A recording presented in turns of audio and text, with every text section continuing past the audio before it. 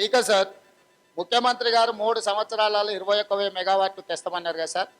21,000 కాదు సార్, అదనంగా 15,000 మెగావాట్లు తెచ్చిన ఇదే శాసనసభలో ముఖ్యమంత్రి గారికి అదే కుర్చీలో మేము పాలాభిషేకం చేస్తాం సార్.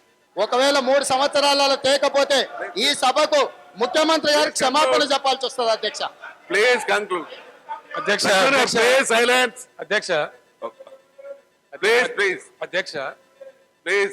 అధ్యక్ష మొత్తం మేము ప్రోగ్రామ్ చేసుకున్నది 21,000 కాదు అధ్యక్ష, 24,000కు 21,000 ప్లీజ్ 21,000 కాడికేమో ఒక అవగాహన వచ్చింది.